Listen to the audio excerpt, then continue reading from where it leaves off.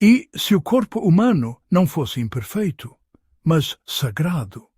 E se cada músculo, cada veia, cada curva não fosse um sinal da nossa fragilidade mortal, mas sim um eco, uma centelha da própria perfeição divina? Esta não é apenas uma questão poética. Para um dos maiores artistas que o mundo já conheceu, foi uma convicção profunda, a força motriz por trás de uma vida dedicada a transformar a pedra fria na mais sublime expressão da vida. Falamos de Michelangelo Buonarroti. Quando olhamos para as suas esculturas, não vemos apenas representações de homens e mulheres. Vemos a manifestação de uma ideia revolucionária para a sua época. A de que o corpo humano era a mais alta forma de arte, um templo vivo, o veículo através do qual o espírito se revela ao mundo. Michelangelo não esculpia apenas músculos e formas. Ele libertava almas da matéria. Para entender como ele chegou a essa conclusão, precisamos voltar no tempo, para a Florença do final do século XV. Uma cidade pulsante, um caldeirão de ideias, comércio e arte, o epicentro do Renascimento. Foi aqui, sob o mecenato de homens como Lorenzo de Medici, o Magnífico, que um jovem Michelangelo foi exposto a um mundo que celebrava o potencial humano como nunca antes.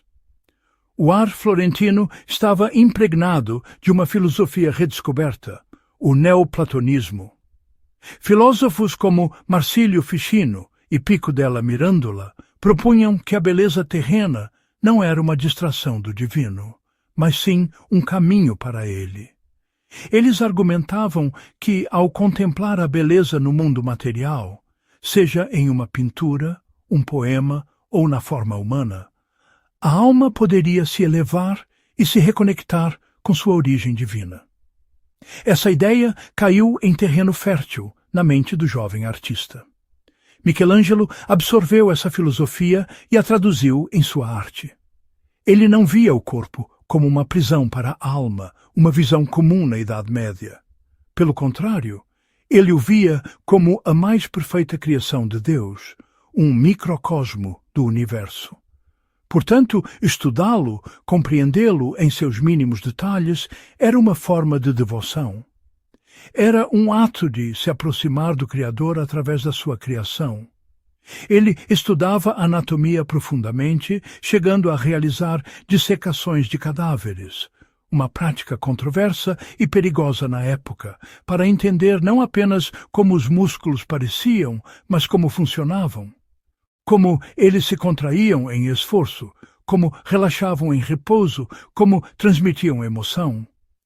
Para Michelangelo, a anatomia era a gramática da linguagem do corpo. E com essa gramática, ele escreveria poemas épicos em mármore e a fresco. Ele acreditava que o corpo humano era a expressão direta do divino. Essa busca não era meramente acadêmica ou técnica, era espiritual. Em seus próprios sonetos, Michelangelo escreveu sobre a luta para libertar a forma que ele já via aprisionada dentro do bloco de mármore. Ele se via não como um criador, mas como um libertador. O seu cincel não adicionava nada. Ele apenas removia o excesso de pedra que escondia a figura divina que já habitava ali. Para ele, o espírito não estava fora do corpo, esperando para ser infundido. Estava revelado através dele. Nesta jornada, vamos explorar como essa convicção transformou a arte ocidental para sempre, examinando suas obras mais icônicas não apenas como feitos técnicos, mas como profundas meditações teológicas sobre a natureza sagrada da nossa própria forma. Em Florença, no coração do Renascimento, um artista ousou fazer uma pergunta que ecoaria por séculos. O corpo humano é sagrado? Para Michelangelo Buonarroti, a resposta não era apenas uma afirmação, mas a própria essência de sua arte. Em suas obras, o corpo é forte, vivo, em movimento. Não há vergonha da carne, há reverência. Esta não é uma celebração da vaidade, mas uma profunda investigação teológica e filosófica, esculpida em mármore e pintada em afrescos. Michelangelo via o corpo como um templo onde o invisível se manifesta. A forma não escondia Deus, ela o revelava. Para compreender essa visão radical, precisamos voltar às correntes intelectuais que moldaram a mente do artista. A Florença dos Médici era um caldeirão de ideias, onde o humanismo cristão se encontrava com uma redescoberta fervorosa da filosofia clássica, em especial o neoplatonismo.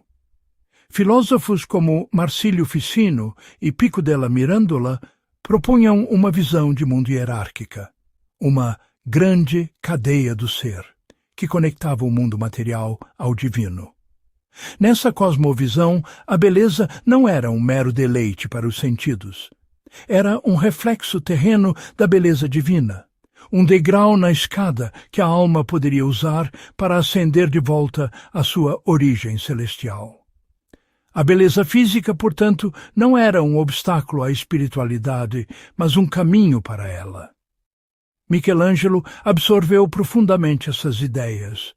Ele acreditava que o artista, ao criar uma forma bela, não estava simplesmente imitando a natureza, mas participando do ato divino da criação, revelando a ideia perfeita que Deus havia plantado dentro da matéria bruta. Essa filosofia encontrou sua expressão máxima na relação de Michelangelo com o mármore. Ele não via a pedra como um material inerte, mas como uma prisão que continha uma figura, uma forma viva, esperando para ser libertada. O melhor artista, escreveu ele, não tem nenhum conceito que um único bloco de mármore não contenha dentro de sua casca. Seu trabalho, então, era um ato de revelação, de remoção do excesso para que a verdade divina, já presente na pedra, pudesse emergir. Cada golpe de cinzel era um passo em direção a essa libertação. Essa reverência pela forma se manifesta em cada músculo, cada veia, cada gesto de suas esculturas. Observe a tensão contida no Davi. Não é apenas um estudo anatômico perfeito.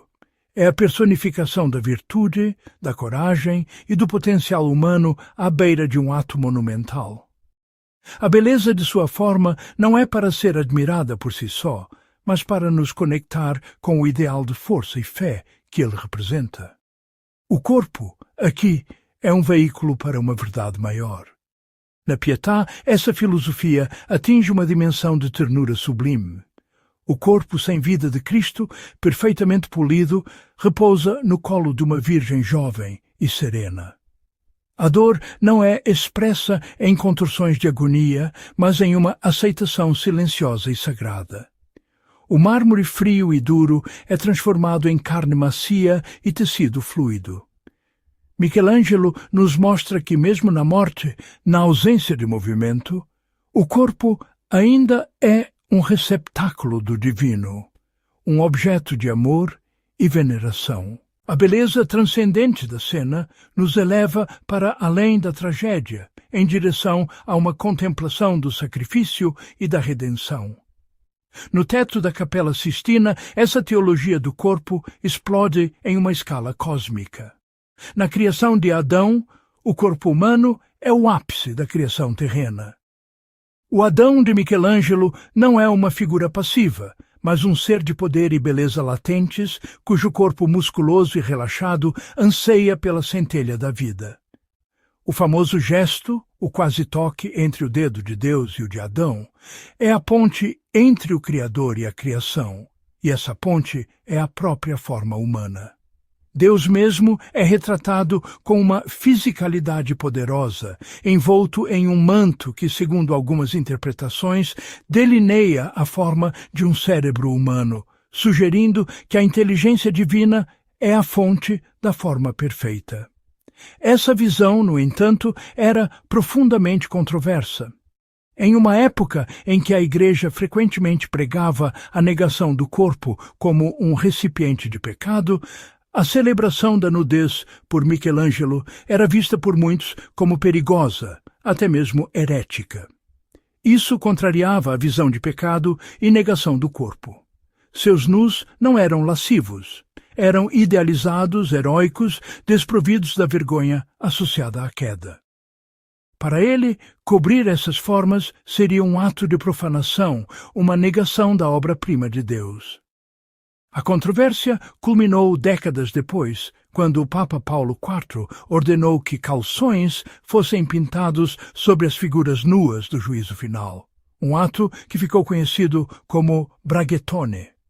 Mas, para Michelangelo, negar o corpo era negar a própria criação. Em seus últimos anos, sua filosofia evoluiu. Na Pietà Rondanini, sua obra final e inacabada, a forma física começa a se desmaterializar. Os corpos de Cristo e Maria se fundem, alongados e etéreos. O polimento perfeito de sua juventude dá lugar a marcas de cinzel ásperas e a uma forma que parece lutar para emergir ou, talvez, para se dissolver de volta ao espírito. Aqui, o corpo não é mais apenas um belo templo. É um campo de batalha espiritual, onde a matéria e o espírito se encontram em um abraço final e comovente. A forma se torna um eco, um sussurro da presença divina. Assim, a obra de Michelangelo permanece como um testamento poderoso a uma ideia radical, a de que o caminho para o céu não exige que se abandone a terra. A beleza física não era vaidade, era linguagem espiritual. Ao esculpir a forma humana com uma reverência sem precedentes, ele não apenas criou algumas das maiores obras de arte da história. Ele nos deu um novo vocabulário para entender a nós mesmos. Ele nos ensinou a ver no espelho não apenas carne e osso, mas um reflexo, por mais imperfeito que seja, do próprio divino. Em cada curva do mármore, em cada músculo tenso, Michelangelo nos convida a contemplar a possibilidade de que o corpo não é uma prisão para a alma, mas sua mais gloriosa e sagrada manifestação. Ao final desta jornada, retornamos ao ponto de partida, mas com um novo olhar. Diante da perfeição esculpida por Michelangelo, a pergunta inicial ecoa com mais força. O que ele realmente buscava ao dar forma à matéria? Talvez, de fato, ele não estivesse apenas exaltando o humano em sua glória terrena. Talvez em cada golpe de cinzel, em cada músculo tensionado e em cada veio polido, ele estivesse nos lembrando de uma verdade fundamental. Uma verdade que nossa era moderna parece ter esquecido. Ele nos lembrava que o divino não está em um plano etéreo, distante e separado da matéria. Pelo contrário, ele está intrinsecamente ligado a ela, manifesto nela. Vimos como, para Michelangelo, o corpo não era uma prisão para a alma, como pensavam algumas correntes filosóficas de seu tempo. Influenciado pelo neoplatonismo que florescia em Florença, ele via a beleza física não como um fim em si mesma, mas como o primeiro degrau em uma escada que ascende ao divino. A forma humana, em sua beleza idealizada, era um reflexo da perfeição de Deus, um vislumbre do paraíso na terra. Essa convicção o levou a uma busca incansável. Ele dissecou corpos em segredo, desafiando os tabus de sua época, não por um interesse mórbido, mas por uma necessidade teológica de compreender a arquitetura do Criador. Ele precisava conhecer cada osso, cada fibra muscular, para poder representar não apenas a forma, mas a força vital que a anima. A terribilità, aquela força sublime e avassaladora presente em suas obras, nasce dessa compreensão profunda. Nasce da certeza de que, ao esculpir um corpo, ele estava, de certa forma, dialogando com o próprio ato da criação. Pense na Capela Sistina. Ali, o corpo humano se torna a própria linguagem da teologia. Na criação de Adão, não é apenas um homem que ganha vida, é a própria centelha divina que se manifesta na forma física, na anatomia perfeita que se estende para tocar seu Criador. Os profetas e as sibilas não são meras figuras. São monumentos de carne e osso, seus corpos maciços e torcidos expressando o peso da revelação divina e a angústia da profecia. Michelangelo pintou uma sinfonia de corpos para contar a história da salvação, transformando o teto da capela em um testamento de que a história sagrada é também uma história humana. E o que dizer da dor? Na Pietà, a tragédia do Calvário é contida em um mármore que parece respirar. O corpo sem vida de Cristo não é grotesco. É belo, sereno, um sacrifício tornado sublime. O sofrimento de Maria não está em um grito, mas na aceitação silenciosa, na juventude eterna que simboliza sua pureza imaculada. Aqui, a matéria, o mármore frio de Carrara, é transfigurada em emoção pura, em espiritualidade palpável. O corpo humano, mesmo na morte e na dor, continua a ser um veículo para o sagrado. Em seus últimos anos, com a Pietà Rondanini, essa busca atinge seu ápice. O corpo se desmaterializa, as formas se tornam quase abstratas. Michelangelo, já idoso e próximo da morte, não busca mais a perfeição anatômica. Ele abandona o polimento, o não finito se torna uma escolha deliberada. É como se ele estivesse tentando esculpir não mais o corpo, mas a própria alma em seu esforço para se libertar da matéria e retornar ao divino. A forma inacabada nos mostra a luta final, a transcendência. Portanto, o corpo humano, na visão de Michelangelo, não é um obstáculo para o sagrado. Jamais foi. É a arena onde o humano e o divino se encontram. É o instrumento através do qual a alma se expressa, luta, ama e sofre. É a ponte. Uma ponte construída com músculos, ossos e pele, mas cuja arquitetura aponta para a eternidade. Cada obra sua é um pilar dessa ponte. O David, com sua beleza cívica e coragem idealizada, nos mostra que a virtude humana é um reflexo da força divina. As Pietás nos ensinam que, mesmo na mais profunda dor, a graça pode ser encontrada.